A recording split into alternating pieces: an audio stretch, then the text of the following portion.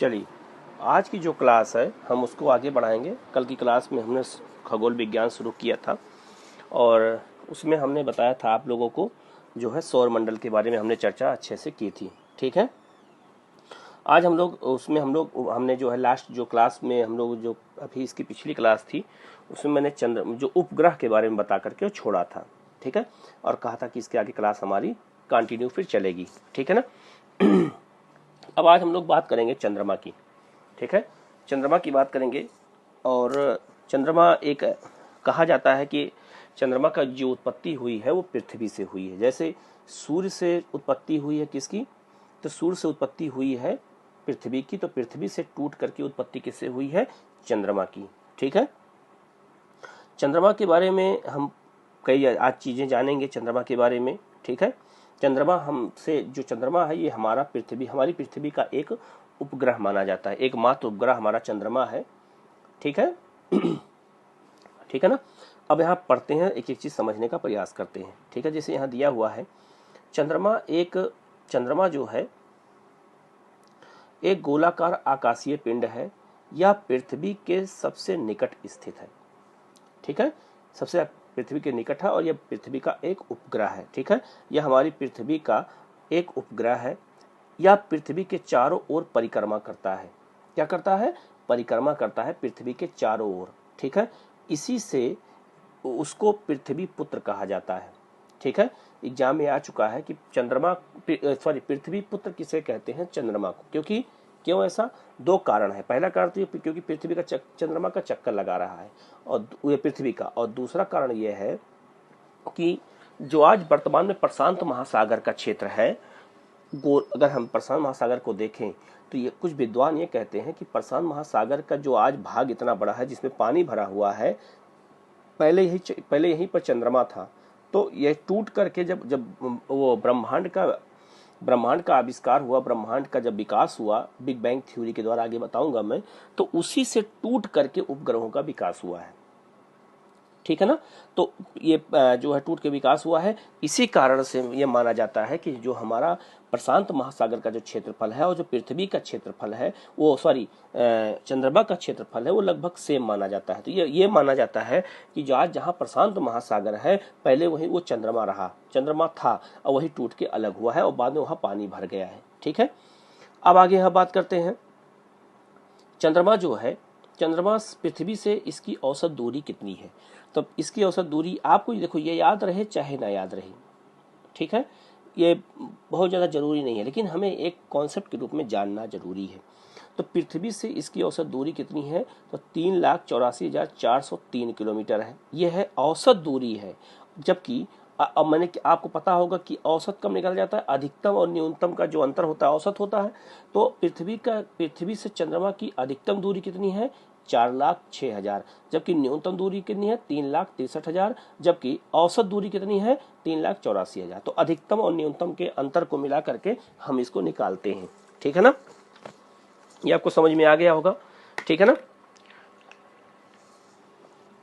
इसके बाद जो इसका भार है वो पृथ्वी के भार का 1/5 भाग का है। ठीक है, पृथ्वी का इसका जो भार है वो पृथ्वी के भार का 1/5वां भाग माना जाता है। ठीक है ना। ऐसे क्वेश्चन आपसे यूपीएससी में या यूपीपीसीएस में या किसी भी एग्जाम में आपसे ऐसे ही क्वेश्चन पूछे जाते हैं। तो ऐसे क्वेश्चन पर हम ध्यान नहीं देंगे तो हमारे जो क्वेश्चन होंगे वो क्या हो जाएंगे, गलत हो जाएंगे। इसीलिए हमें इन सब के बारे में जानकारी हमें अच्छे से रखनी पड़ती है कि ये कैसे काम करते हैं, क्या है, कैसे हैं। ठीक है ना। अगला है, चंद्रमा की आकर्षण शक्ति पृथ्वी की आकर्षण शक्ति का केवल छठा भाग ही है। ठीक है, जो हमारा गुरुत्वाकर्षण जो होता है उसकी गुरुत्वाकर्षण की जो आकर्षण शक्ति है वो छठा भाग ही होता है। तो 6 भाग होता है, 7 भाग होता है, 8 भाग होता है, 9 भाग होता है। ऐसे आपसे ऑप्शन में पूछे जाते हैं क्वेश्चन कि जिससे जो है कि बच्चों का जो है कंफ्यूज किया जा सके और उनसे क्वेश्चन ऐसे पूछे जाते हैं। ठीक है, यह सूर्य के प्रकाश से प्रकाशित होता है। चंद्रमा जो है किसके प्रकाश से प्रकाशित होता है, तो ये सूर्य के प्रकाश से प्रकाशित होता है। मतलब इसके पास अपना कोई प्रकाश नहीं है। तो ये जो है सूर्य से दिन भर जो है सूर्य से प्रकाश इकट्ठा करता है और रात में जो है ये चमकता है।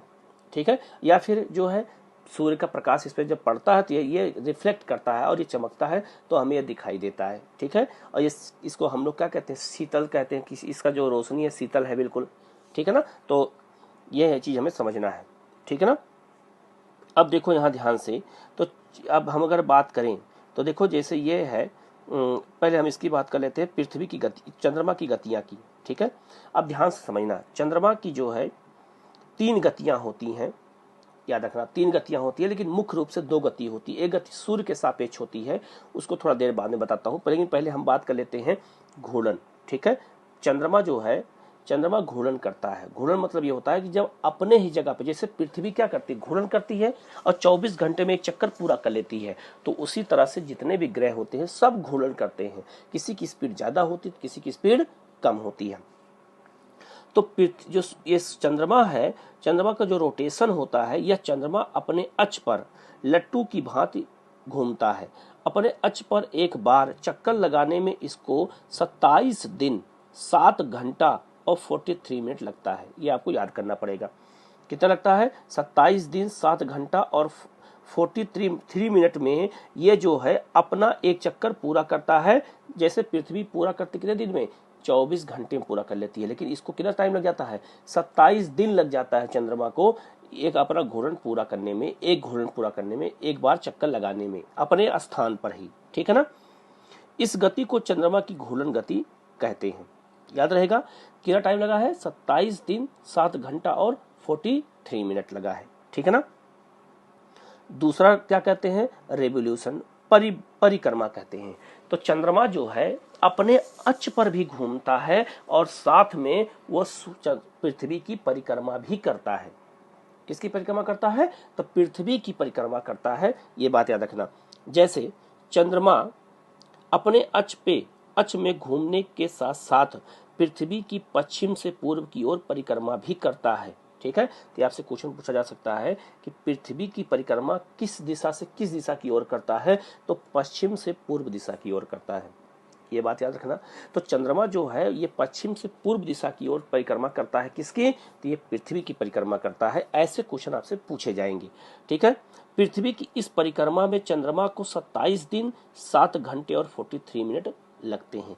अब देखो यहाँ की बहुत जो इंपॉर्टेंट है वो समझना है, दोनों जगह पे देखो, दोनों जगह पे मैंने इसे मैप दिखाया है जिससे आपको याद रहे, ठीक है। ध्यान से समझना सब लोग, ठीक है। जैसे यहाँ देखो, ध्यान समझना, चंद्रमा जब चक्कर लगाता है, घूर्णन करता है, समय कितना लगता है, देखो ऊपर देखो तो 27 दिन 7 घंटा 43 मिनट, और पृथ्वी का जब चक्कर भी लगाता है तब भी उतने ही समय में ही लगाता है।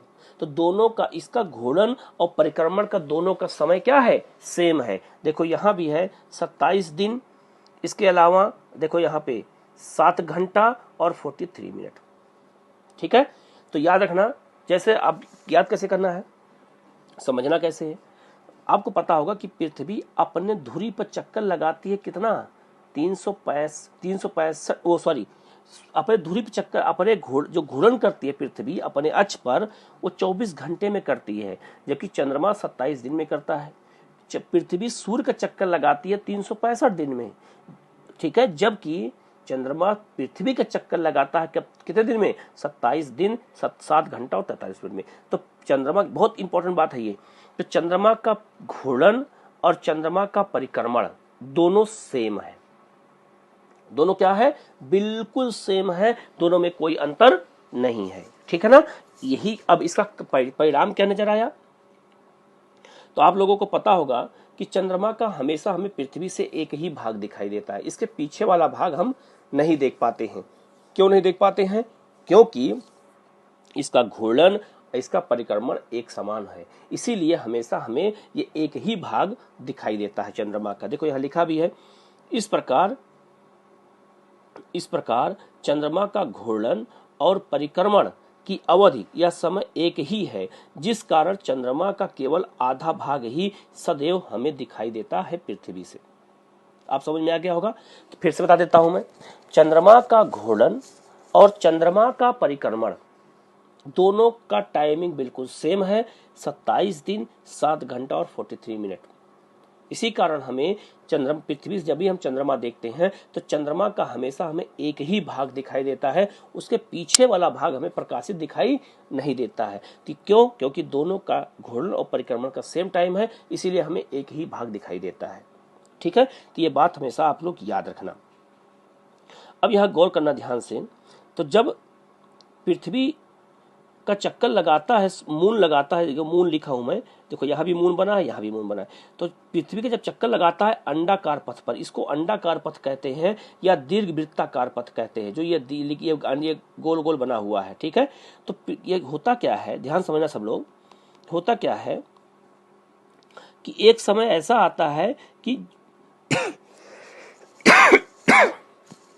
एक समय ऐसा आता है कि चंद्रमा और पृथ्वी के बीच अधिकतम दूरी हो जाती है, क्योंकि अंडाकार पथ है, और एक समय ऐसा आता है कि दोनों के बीच में न्यूनतम दूरी हो जाती है, ठीक है, चक्कर लगाते समय। तो जब न्यूनतम दूरी होती है चंद्रमा और पृथ्वी की, तो उसे उपभू कहा जाता है। क्या कहते हैं? उपभू कहते हैं। और जब पृथ्वी और मून के बीच अधिकतम दूरी होती है, तो उसे क्या कहते हैं? अपभू कहा जाता है। क्या कहते हैं? अपभू। और जब न्यूनतम दूरी होती है उसे उपभू कहते हैं, ठीक है ना। अब यहां दीजिए, देखो यहां लिखा है, चंद्रमा जब अपनी कक्षा में पृथ्वी से अत्यधिक दूरी पर होता है तो उस स्थिति को अपभू कहते हैं, ठीक है, ठीक है। क्या कहते हैं? अपभू कहते हैं। इस स्थिति में पृथ्वी और चंद्रमा के बीच की दूरी 4,06,696 किलोमीटर हो जाती है। तो अधिकतम दूरी हो गई। फिर क्या कह रहा है? चंद्रमा जब अपनी कक्षा में पृथ्वी से न्यूनतम दूरी पर होता है तो उस स्थिति को उपभू कहते हैं, ठीक है ना। क्या कहते हैं? उपभू कहते हैं। उपभू की स्थिति में चंद्रमा से पृथ्वी की दूरी कितनी हो जाती है? तो 3,63,104 किलोमीटर होती है। अभी आपको समझ में आ गया। अब आपसे एग्जाम में यही पूछा जाएगा कि उपभू की घटना कब होती है? उपभू की घटना कब होती है? तो आप क्या बताएंगे? आंसर यही होगा कि जब चंद्रमा और पृथ्वी के बीच की दूरी सबसे कम हो तो उसे हम उपभू कहते हैं, और जब चंद्रमा और पृथ्वी की दूरी सबसे अधिक हो तो उसे हम अपभू कहते हैं। ये आपको मैंने नोट्स में लिख दिया है, आप ये इमेज भी बना दिया है जिससे आपको चीजें समझ में आ जाएं अच्छे से, ठीक है। ये अगला मैप है, देखो ये अंडाकार पथ दिख रहा है आपको, देखो ये अंडाकार पथ है कि नहीं है? है ना अंडाकार पथ। ये इसे कहते हैं दीर्घवृत्ताकार पथ। तो मान लीजिए एक बार मून यहाँ है, एक बार मून यहाँ है, ठीक है। और देखो ये 5 डिग्री जो है, ये ऐसे 5 डिग्री थोड़ा सा टेढ़ा होकर के चक्कर लगाता है, ऐसे लगाता है चक्कर, जबकि इसको लगाना चाहिए तो कैसे? ऐसे। लेकिन लगाता कैसे? तिरछा लगाता है कि नहीं लगाता है। तो ये पूरा इमेज जो है नेट से निकाली गई है, जिससे चीजें आपको समझ में आए, और आपके दिमाग में जब इमेज बनेगा तो चीजें आपको बहुत अच्छे से याद हो जाएंगी, ठीक है। इसीलिए हमने ये बताने का प्रयास किया है। अब आपको याद रहेगा। लेकिन याद रखना, सूर्य जो चंद्रमा है ये पृथ्वी के साथ चक्कर लगाते लगाते सूर्य का भी चक्कर लगाता है। जब पृथ्वी जैसे घूमती है तो उसी के साथ ये भी चक्कर लगाता है सूरज का, ठीक है। तो सूरज का भी चक्कर लगाता है चंद्रमा, ठीक है। और तभी जो है चंद्र ग्रहण और सूर्य ग्रहण होते हैं, ठीक है। आगे उसकी चर्चा मैं अभी करूंगा आप लोगों से, ठीक है।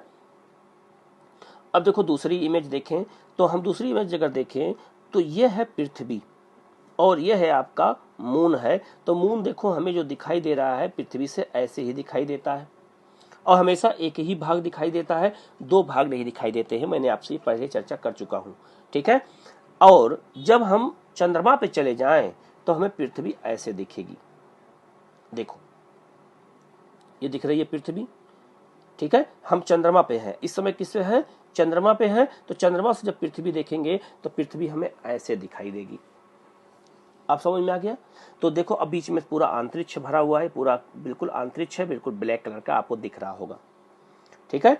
अब आपको समझ में चीजें आ गई होंगी कि जो है चंद्र ग्रहण और सूर्य ग्रहण के बारे में, ये सॉरी चंद्रमा के बारे में। देखो चंद्रमा पृथ्वी से देखेंगे चंद्रमा ऐसे दिखाई देगा, और जब चंद्रमा से देखेंगे तो पृथ्वी ऐसे दिखाई देगी, ठीक है। और पृथ्वी देखो, पृथ्वी का जो चक्कर लगाता है चंद्रमा वो इसी तरह लगाता है, इसी ऑर्बिट में ये चक्कर लगाता है ऐसे ही। अब समझ में चीजें आ गई होंगी, ठीक है ना। कोई दिक्कत नहीं है यहाँ पे सबको, ठीक है। ये चीजें आपको समझ में आ गई होंगी। आप इसको बार बार 2-3 बार और देखोगे, समझोगे तो चीजें आपको क्या हो जाएंगी? याद हो जाएंगी। और यह है आपका मून, ठीक है, ये बिल्कुल जूम करके पिक ली गई है, तो इसमें देखोगे ये हमेशा यही भाग हमें दिखाई देता है, इसके पीछे वाला भाग हमें कभी आज तक दिखाई ही नहीं दिया है, ठीक है। और अभी जो चंद्रयान 2 जा रहा था, ध्यान समझना, जो चंद्रयान 2 भेजा जा रहा था वो इसके बैक साइड में भेजा जा रहा था, बैक साइड में। तो अनुमान ये लगाया जा रहा था कि बैक साइड में हो सकता है कि वहाँ ठंडा हो, और साउथ पोल पर ये देखो, ये है, ये साउथ पोल है, ठीक है, और ये है नॉर्थ पोल। तो हम जो है, जो भी हमारा लैंडिंग होने वाली थी वो साउथ पोल पर होने वाली थी, और यहीं से फिर हम जो है उन क्षेत्रों में जाते जो अंधेरा है, तो वहाँ जाते और ये पता करते कि वहाँ पर जो है अगर अंधेरा है तो हो सकता है कि वहाँ पे पानी भरा हो, या हो सकता है वहाँ पे कोई नदी का सोर्स हो, या हो सकता है वहाँ पे बर्फ का कोई बर्फ का क्षेत्र हो, ठंडा क्षेत्र है तो हो सकता है बर्फ पाई जाए वहाँ। तो इसी खोज के लिए वो गया था और उतरना था। चंद्रयान जो 1 था, ध्यान समझना, चंद्रयान जो 1 भेजा गया था वो चंद्रमा पर उतारने के लिए नहीं भेजा गया था, वो चंद्रमा का चक्कर लगाने के लिए भेजा गया था। वो इसका चक्कर लगाता चंद्रमा का, ठीक है, वो चंद्रयान 1 चंद्रमा का चक्कर लगाने के लिए गया था। लेकिन जो चंद्रयान 2 है, ये जो भेजा गया था, जो हमारा असफल हो गया, ठीक है, हमारे वैज्ञानिकों द्वारा प्रयास करने के बावजूद भी असफल हो गया, तो वो क्या करना था, उसमें 2 चीजें थी। एक तो उसमें था जो क्या करता, उसको चक्कर लगाता, जो इमेज भेजता, और दूसरा जो था वो हमारा क्या, जो रोबोट था, जो रोवर था, वो वहाँ इस पे उतर करके वो जा करके पानी की खोज करता वहाँ कि पानी है यहाँ कि नहीं है। बात समझ में आया? तो चंद्रमा हमें इसी तरह से दिखता है वहाँ पे, ये अगर देखा जाए तो, ठीक है ना। ऐसे हम जूम करके इसको हम देख सकते हैं, और नेट पे बहुत सारी पिक ऐसे पड़ी होगी, तो आप वहाँ भी जा करके देख सकते हैं इस चीज को, चंद्रमा के बारे में जान सकते हैं, और ठीक है ना। तो इसीलिए हमें अब याद रखना कि चंद्रमा का हमें भाग हमेशा यही भाग दिखाई देता है। और आप लोग देखा होगा गाँव में कहावत भी है वैसे भी कि चंद्रमा पे धब्बे हैं, चंद्रमा पे दाग है, चंद्रमा पे भी दाग होता है, ठीक है। तो देखो चंद्रमा जो है, देखो दाग है कि नहीं है, ठीक है। और आप लोगों को पता होगा कि चंद्रमा पे कितने गाने बने हैं, कितने उस पे शेर बने हैं, ठीक है। कोई कहता है चंदा मामा इसको, कोई चांद सा टुकड़ा कहता है कि, ठीक है, और बहुत सारा इस पे गाना भी आपको याद होगा, बना हुआ है, ठीक है। तो चंद्रमा पे, और एक चीज और है कि इस्लाम धर्म के लोग चंद्रमा को पवित्र मानते हैं, और हिंदू धर्म के लोग चंद्रमा को भी पवित्र मानते हैं, और सूर्य को भी पवित्र मानते हैं। बात समझ में आ गया? तो ये हमारे लिए हमारे हर धर्म के लिए इंपॉर्टेंट है चंद्रमा और सूर्य, क्योंकि इसकी खगोलीय घटना हमारी पृथ्वी पर होती है और उसका प्रभाव हमारी पृथ्वी पर पड़ता है। इसीलिए हम इसको एक देवता के रूप में इसकी देवता के रूप में इसकी हम पूजा करते हैं, ठीक है ना।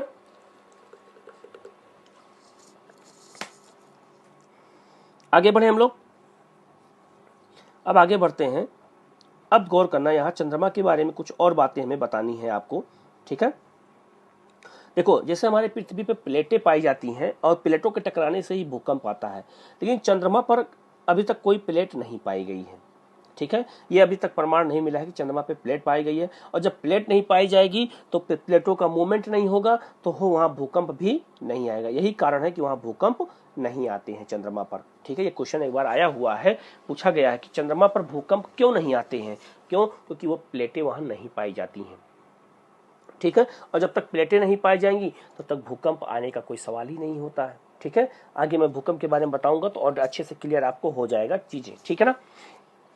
आगे, वायुमंडल चंद्रमा पर नहीं पाया जाता है, वहाँ वायुमंडल नहीं पाया जाता है, जिससे बादल, वर्षा और कोहरा आदि का अभाव पाया जाता है। वहाँ ना कोई बादल है, ना वर्षा है, और ना ही वहाँ कोई कोहरा, ऐसा कोई व्यवस्था वहाँ नहीं पाई जाती है। तो जब वायुमंडल ही नहीं है तो वायुमंडल की क्रियाएं नहीं हो सकती। जैसे हमारे यहाँ वायुमंडल है, हमारे वायुमंडल में विभिन्न प्रकार की गैसें हैं, ठीक है, और उसमें बादल भी है, वर्षा भी होती रहती है, और कोहरा भी पड़ता है, पाला पड़ता है, आंधी चलती है, हवा चलती है, लेकिन वहाँ ऐसी कोई घटना नहीं होती है, ठीक है ना। तो क्यों? और चंद्रमा पर एक दूसरे से अगर हम बोलेंगे तो आवाज़ भी नहीं सुनाई देगी, क्यों? कि ध्वनि के लिए माध्यम चाहिए, तो माध्यम हमें मिलेगा नहीं, तो हमें एक स्थान से दूसरे स्थान पर आवाज़ भी नहीं पहुँच पाती है ये चंद्रमा पर, ठीक है ना। तो चंद्रमा पर जो है हम आवाज़ भी नहीं सुन सकते हैं, ठीक है।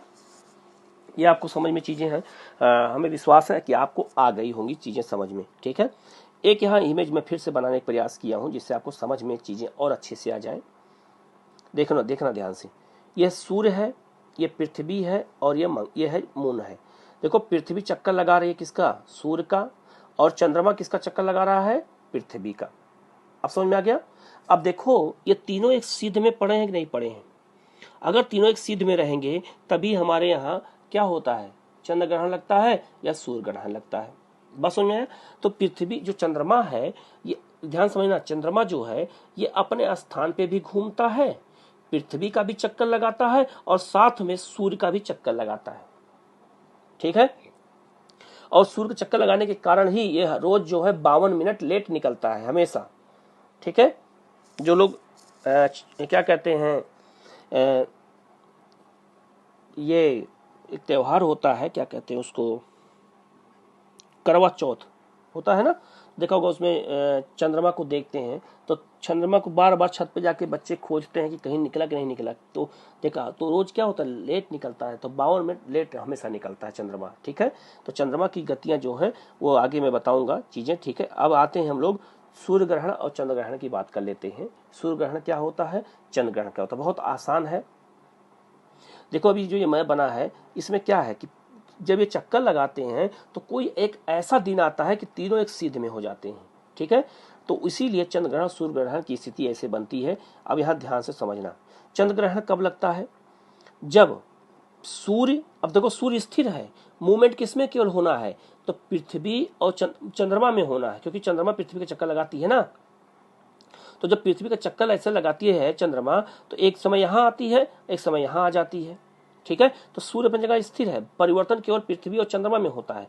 तो जब, अब ध्यान से समझना कि जब, ध्यान से समझना चलो बेटा, कि जब सूर्य और चंद्रमा के बीच में पृथ्वी आ जाए तो चंद्र ग्रहण लगता है। और इस स्थिति को बोलते हैं, ये कब होता है, ये केवल पूर्णिमा के दिन होता है। तो एग्जाम में अगर आपसे पूछा जाए कि सूर्य चंद्र ग्रहण कब कैसे लगता है, तो बताना कि चंद्रमा और पृथ्वी, ये सूर्य और चंद्रमा के बीच में जब पृथ्वी आ जाती है तब हम चंद्र ग्रहण लगता है। और उस दौरान सूर्य का प्रकाश जो है पृथ्वी रोक लेती है। ध्यान समझना सब लोग, ध्यान समझना, सूर्य का प्रकाश पृथ्वी रोक लेती है तो उस चंद्रमा पर नहीं पड़ता है। तो हमें चंद्रमा पे जिस भाग पे नहीं पड़ता है वो हमें अंधेरे में दिखाई देता है। ठीक है। तो इसी कारण से हमारा चंद्र ग्रहण लगता है। तो एग्जाम में पूछा जा सकता है चंद्र ग्रहण के समय ये तीनों किस दशा में होते हैं, तो तीनों आप बता सकते हैं, पहले सूर्य है, फिर चंद्रमा और बीच में पृथ्वी आने से ये होता है। देखो यहाँ पे है, ये पूरा बनाया गया है। अब देखो सूर्य का प्रकाश यहाँ आया और इधर निकल गया, इधर निकल गया, यहाँ पे पड़ा ही नहीं, तो चंद्रमा क्या होगा, दिखाई नहीं देगा।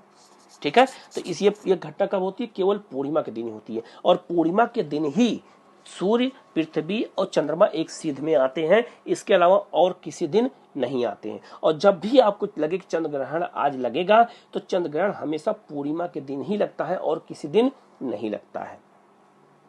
ठीक है। देखो वही यहाँ लिखा गया है। अब हमें लग रहा है आप लोगों को समझ में चीजें आ गई होंगी, लेकिन फिर से मैं एक बार लिखा हुआ समझा दे दूंगा तो और समझ में चीजें आ जाएंगी। लिखा है, जब सूर्य, पृथ्वी और चंद्रमा एक सरल रेखा में होते हैं। क्या लिखा है, जब सूर्य, पृथ्वी और चंद्रमा एक सरल रेखा में होते हैं तो ऐसी स्थिति में सिजिगी का निर्माण होता है। सिजिगी का निर्माण जो सीध में होते हैं उसको सिजिगी कहते हैं। जब पृथ्वी सूर्य और चंद्रमा के मध्य आ जाती है, जब पृथ्वी, क्या लिख रहा है, जब पृथ्वी सूर्य और चंद्रमा की, वही मैंने बात किया आपसे, तो सूर्य और चंद्रमा के मध्य आ जाती है तो ऐसी स्थिति में सूर्य की रोशनी चंद्रमा पर तक नहीं पहुंच पाती है, बीच में रोक लेती है, पृथ्वी नहीं पहुंच पाती है, तथा पृथ्वी की छाया चंद्रमा पर गिरती है। तो पृथ्वी की छाया किस पे गिरेगी, चंद्रमा पर। इसे ही चंद्र ग्रहण कहा जाता है। ठीक है। यह हमेशा पूर्णिमा को होता है और किसी दिन नहीं होगा, केवल कब होगा, पूर्णिमा को होगा। तो ये फॉर्मेशन आप लोग याद रखना कि सूर्य और चंद्रमा के बीच में कौन आ जाए, पृथ्वी आ जाए। ठीक है। अब दूसरी घटना देखते हैं। अब हम दूसरी अगर घटना देखें तो यहां देखो, ये दूसरा आ गया, ये हो गया सूर्य ग्रहण। अब सूर्य ग्रहण कैसे होगा, तो आपको पता होगा कि जब हम पृथ्वी पर रहेंगे, बैठे देखेंगे, तभी तो हमें सूरज दिखाई देगा। और सूरज के अगर पृथ्वी और सूरज के बीच में अगर कोई चीज आ जाए तो वो क्या करेगा कि ढक लेगा सूरज को। तो हम पृथ्वी जब देखेंगे तो हमें क्या होगा, सूरज दिखाई नहीं देगा। तो जब कभी भी सूर्य और पृथ्वी के बीच में चंद्रमा आ जाए, पहले चंद्रमा यहाँ था तो चंद्र ग्रहण, और घूम के चंद्रमा यहाँ आ गया तो क्या हो गया, सूर्य ग्रहण लग जाता है। लेकिन ये भी तीनों क्या होगा, एक सीध में होंगे तभी लगेगा, नहीं तो नहीं लगेगा। देखो एक सीध में है कि नहीं है, एक सरल रेखा में ये है। तो यही इसका अंतर है, ये आप लोग याद रखना, ये बहुत इंपॉर्टेंट है। और इसको अगर हम याद रखेंगे तो आगे की और भी क्लासें और मजेदार हो जाएंगी और आपको चीजें समझ में आएंगी। ठीक है ना। मैं फिर से बता देता हूं, सूरज और पृथ्वी के बीच में कौन आ गया, चंद्रमा। तो क्या लगेगा, सूर्य ग्रहण लगेगा। और सूर्य ग्रहण हमेशा अमावस्या के दिन लगता है, और अमावस्या के दिन चंद्रमा नहीं दिखाई देता है, बिल्कुल नहीं दिखाई देता है। उसके दूसरे दिन से भी चंद्रमा पतला पतला छोटा छोटा दिखना शुरू हो जाता है, और पूर्णिमा के दिन पूरा पूरा चांद दिखता है, और फिर चांद घटता हुआ सब चला जाता है। तो हर 15 दिन पर 14 दिन पर एक बार पूर्णिमा आती है। ठीक है ना।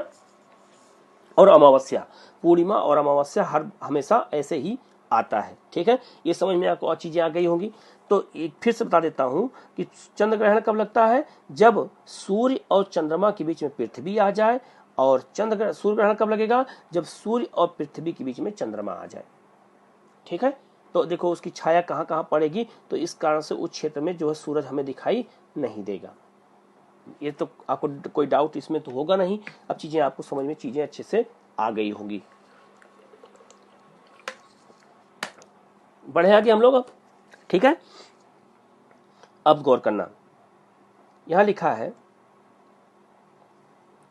इसी प्रकार जब चंद्रमा सूर्य और पृथ्वी के मध्य आ जाता, वही मैंने जो बात किया वही यहां लिखा हुआ है, आ जाता है, तो पृथ्वी के कुछ हिस्से पर सूर्य का प्रकाश नहीं पहुंच पाता।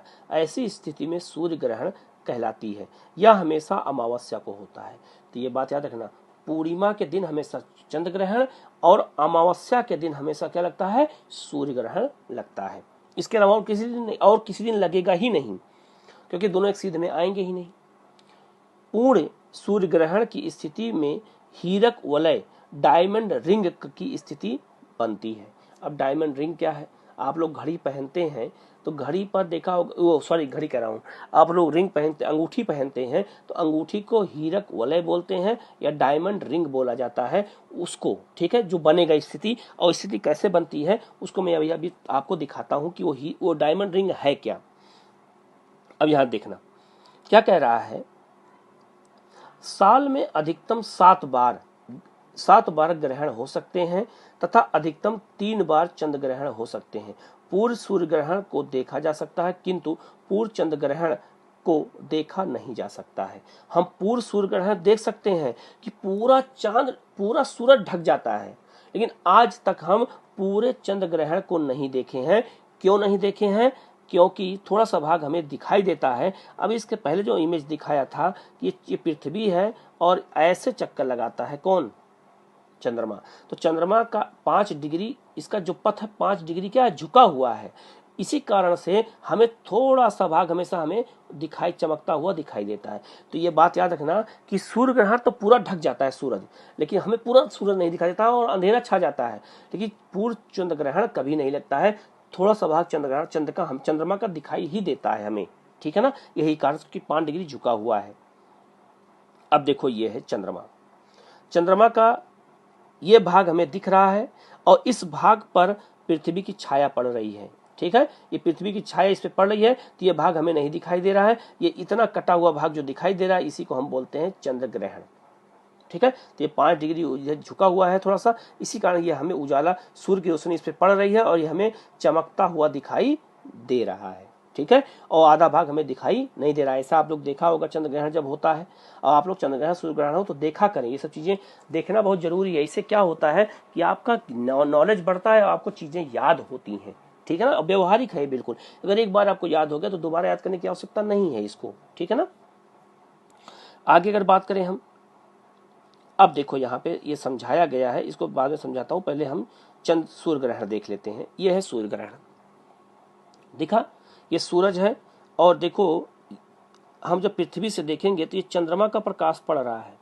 ठीक है। ये चंद्रमा है, जो ये कटा हुआ गोला गोला है इतना, ये चंद्रमा है ये, ठीक है। यही जो है ये गुजर गया है तो इतना भाग हमें दिखाई देता है। जब ये पूरा ढक लेता है तो उसी को हम क्या बोलते हैं, रिंग, डायमंड रिंग बोलते हैं। और डायमंड रिंग ये बना हुआ है, ये देखो डायमंड रिंग है, ठीक है। जैसे अंगूठी में ये ऊपर उठा हुआ है, और ये देखो ये पूरा छल्ला है जो हम हाथ में इंगुली में पहनते हैं, ठीक है, चमकता हुआ दिख रहा है। तो इसी घटना को हम बोलते हैं डायमंड रिंग। देखो जो है डायमंड रिंग पे इतना उठा हुआ अंगूठी नहीं होती है, और ये देखो ये ऐसे होता है अंगूठी, ठीक है। तो ये वही, इसी को हम डायमंड रिंग कहते हैं। ये बिल्कुल चमकता, हीरे जैसा चमकता है, तो इसी घटना को हम डायमंड रिंग की घटना बोलते हैं। तो देखो इस समय क्या है, पूरा सूरज ढक गया है, ठीक है। और जो ये दिख रहा है बीच में, यही चंद्रमा है, ये चंद्रमा है। तो हम पृथ्वी से, जैसे मान लीजिए आज हम यहाँ आप स्क्रीन पर देख रहे होंगे, तो हम पृथ्वी हैं, हम अपने आप को पृथ्वी मान लें।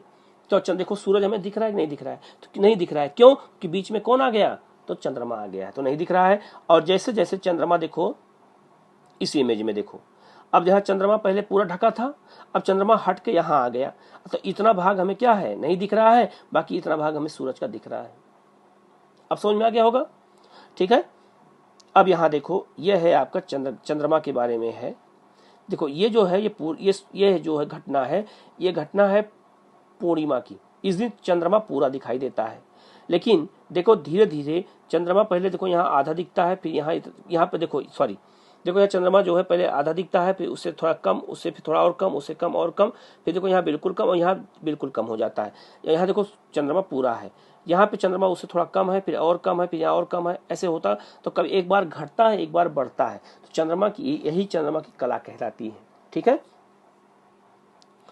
आगे बढ़ते हैं, ये आपको समझ में आ गया होगा चंद्र ग्रहण सूर्य ग्रहण अच्छे से, ठीक है। ये है आपका डायमंड रिंग। ऐसे ही डायमंड रिंग बनता है जब चंद्र ग्रहण सूर्य ग्रहण लगता है, तो चंद्र ग्रहण में नहीं बनता है, केवल सूर्य ग्रहण में डायमंड रिंग बनता है।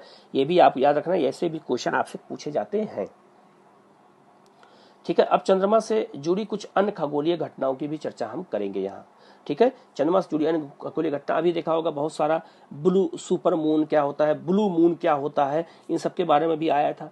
तो इसीलिए मैंने कोशिश किया कि आपको इसको हम बता दें कि ब्लू मून क्या है, सुपर मून क्या होता है, सब चीज़ें हम आपको बता देते हैं, जिससे आपको याद रहेगा और कभी ऐसी घटना हो तो आप दूसरों को भी बता सकें और एग्जाम में आप अपना क्वेश्चन भी सही कर सकें, ठीक है ना। यहाँ तक कोई डाउट नहीं है आप लोगों को। अब यहाँ लिखा है, यहाँ पे लिखा है, क्या लिखा है कि ब्लू मून परिघटना क्या होती है, ठीक है। तो ब्लू मून परिघटना क्या होती है, हम इसकी चर्चा करेंगे अच्छे से, कि जिससे आपको चीजें अच्छे से समझ में आ जाए कि ब्लू मून होता क्या है, ठीक है ना। लिखा है, एक चंद्रमा जो होता है वो कितने दिन का होता है, 29 दिन का होता है, ठीक है। तो एक चंद्रमा, ठीक है, 29.5 दिन का होता है, ठीक है। याद रखना ये भी कि एक चंद्रमा कितने दिन का होता है। इस प्रकार एक चंद्र वर्ष, ठीक है, 29.5 जो है इंटू 12, ठीक, अर्थात 354 दिन का होता है। चंद्र वर्ष कितना होता है, 354 दिन। और सूर्य वर्ष कितना होता है, जिसको हम लोग कहते हैं जो सूर्य चक्कर लगाता है, वो 365 दिन होता है, ठीक है। तो उसमें 12 पूर्णिमाएं होती हैं, ठीक है। परंतु कैलेंडर वर्ष में 365 1/4 दिन होने के कारण अतिरिक्त के 11 दिन में जब एक अतिरिक्त पूर्णिमा जुड़ जाती है तो वह किसी कैलेंडर माह में जुड़ जाती है, ठीक है। अब ध्यान समझना कि टोटल 12 पूर्णिमाएं होती हैं, लेकिन अगर 11 दिन 1/4 है ना, तो उसमें क्या होगा, 11 दिन शेष बच जाएगा। और उस 11 दिन के बीच में अगर कभी आ जाए चंद्र ग्रहण, तो उसी अतिरिक्त जो, तो वह किसी कैलेंडर माह में जुड़ेगा, आगे किसी माह में जुड़ेगा, जिससे एक माह में 2 पूर्णिमाएं आ जाती हैं, ठीक है। इस घटना में माह की जो दूसरी पूर्णिमा होगी उसे ब्लू मून कहा जाएगा। याद रहेगा, मतलब यह हुआ कि 354 दिन में 12 पूर्णिमाएं होती हैं, तो बचा कितना दिन, 65 में से 354 में और 65 अगर करेंगे तो 11 दिन बचा कि नहीं बचा। अब 11 दिन शेष बच गया, तो 11, मान लीजिए 11 दिन हम जनवरी के महीने में जोड़ दिए, ठीक है, ये चंद्र वाला। अब पता चला कि जनवरी महीने में 2, बहुत सिंपल भाषा है, बात है कि जनवरी महीने में 2 एक ही महीने में 2 पूर्णिमा हो गई, 2 बार चंद्र ग्रहण लगा, ठीक है। तो जो लास्ट वाला होगा उसे हम क्या कहेंगे, ब्लू मून कहते हैं। एक ही महीने में 2 बार अगर पूर्णिमा हो और वो पूर्णिमा में जो दूसरी पूर्णिमा होती है उसी को हम क्या बोलते हैं, ब्लू मून बोलते हैं। याद रहेगा आप, ठीक है। फिर लिखा है ब्लड मून परिघटना। ब्लड पूर्ण मून घटना क्या है, किसमें क्या होता है कि इसके आसपास बादल घिर जाते हैं, ठीक है। और ये होता क्या है कि और ये नजदीक आ जाता है कि बिल्कुल लाल दिखता है, जैसे खून हो जाता है, खून का रंग होता है वैसे चंद्रमा दिखता है, तो इसलिए उसको कहते हैं ब्लड मून परिघटना। ये क्या होता है, जब जब 4 लगातार पूर्ण चंद्र ग्रहण जब 4 लगातार पूर्ण चंद्र ग्रहण लगातार आते हैं तो चौथा पूर्ण चंद्र ग्रहण ब्लड मून कहलाता है। लेकिन कैसा हो, पूर्ण चंद्र ग्रहण अगर लगा हो उस दौरान जो चौथा होगा उसी को हम क्या कहते हैं, ब्लड मून परिघटना बोलते हैं। फिर क्या है, अभी आया था सुपर मून परिघटना, अभी देखा होगा पेपर में आया था। सुपर मून परिघटना क्या थी, अभी कुछ दिन पहले बीता है। जब किसी पूर्णिमा को चंद्रमा अपनी दीर्घवृत्ताकार कक्षा में पृथ्वी के निकटतम बिंदु या उसके समीप होता है तो यह घटना सुपर मून कहलाती है। वही उपभू वाली घटना, याद करो उपभू वाली घटना। तो उस दिन क्या होता है, बहुत नजदीक हो जाता है तो हमें चंद्रमा क्या होता है, बहुत बड़ा दिखाई देता है। अभी घटना कुछ दिन पहले हुई है तो उसे हम क्या बोलते हैं, सुपर मून की घटना बोलते हैं, ठीक है। आगे आगे क्या है, सुपर ब्लू ब्लड मून घटना क्या है, वही वहां वो जो ऊपर था उसी को जोड़ दिया गया है यहाँ।